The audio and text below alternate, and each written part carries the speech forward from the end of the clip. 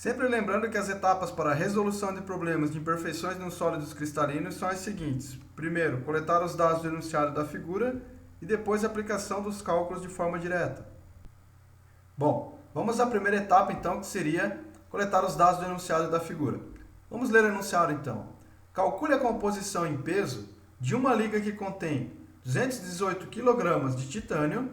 Então ele já disse que o primeiro material é o titânio, o primeiro elemento, e que a massa do titânio é 218 kg. Também contém 14,6 kg de alumínio. Então o próximo material ou elemento é o alumínio. E sua massa 14,6 kg. E o último, 9,7 kg de vanádio. Então, terceiro e último elemento, vanádio, com a massa de 9,7. Óbvio que, às vezes, não precisamos buscar a massa atômica do elemento aqui na tabela periódica. Este é um caso, Este é um caso, porque a gente vai trabalhar diretamente com a massa. Mas eu sempre indico, antes informação a mais do que informação a menos. Então, peguem por hábito coletar essas informações. Por exemplo, o titânio, na tabela periódica, ele se encontra aqui, 47,87 é a massa atômica de titânio, 47,87 grama por mol. Já o alumínio, ele vem mais aqui, 26,982 grama por mol. Então, a massa atômica do alumínio, 26,982 grama por mol. E, por último, o vanádio. O vanádio, ao lado do titânio, 50,942 grama por mol. Essas informações podem ser informações em excesso nesse caso aqui, mas para outros problemas que vocês vão ver à frente, vocês sempre vão estar utilizando. Então, é importante vocês sempre coletarem a massa atômica dos elementos que vocês forem resolvendo os exercícios. Agora vem a segunda etapa, que é aplicar os cálculos de forma direta. Já que eu peguei as informações aqui do enunciado de massa e também de peso atômico da tabela periódica, eu sei que, por definição, a composição em peso de um elemento, ele vai ser a massa desse elemento dividido pelo somatório das massas. Tudo isso multiplicado por 100.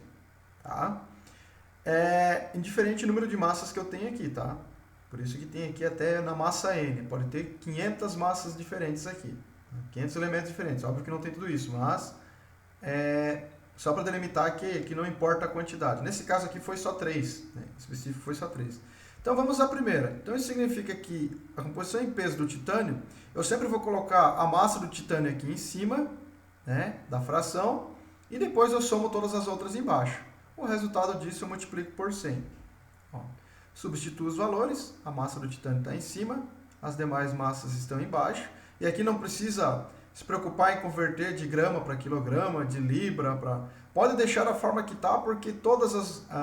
como você está dividido aqui massa por massa, ela vai ficar dimensional.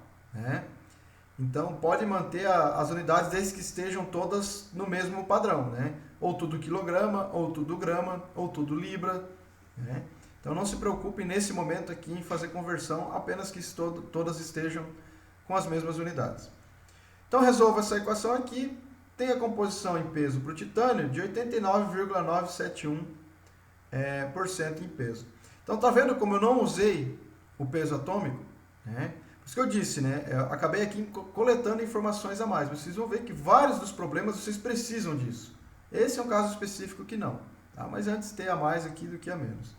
Então, agora para o próximo, que é o alumínio, eu vou substituir só a parte de cima da fração aqui pela massa de alumínio. Tá vendo? Então, a composição em peso do alumínio, só substituo a parte de cima da fração por alumínio, que é 14,6. O resto lá embaixo se mantém os mesmos. E a composição em peso de alumínio é 6,026% em peso. E por último, o vanádio. Só vou substituir a massa aqui, da parte de cima da fração, por a massa de vanádio, que é 9,70 kg. Resolvendo, temos aí uma composição em peso de vanádio de 4,003% em peso. E aí, pessoal, conseguiram entender o exercício? Espero que sim. Se você gostou e entendeu, deixa um like. Se não gostou, pode deixar um like também, não tem problema nenhum, né? Dúvidas e sugestões, por favor, deixem nos comentários as dúvidas, eu sempre respondo as dúvidas de vocês. Podem deixar também sugestões para vídeos futuros. Peço que inscreva-se no canal e ative o sininho, pois este é um canal que vai ter vários vídeos de engenharia. Estou postando vários aqui, né? Não só de ciência dos materiais, mas de outras disciplinas também dos cursos de engenharia. Então, seria isso. Fiquem com Deus, bons estudos e até a próxima. Tchau, tchau.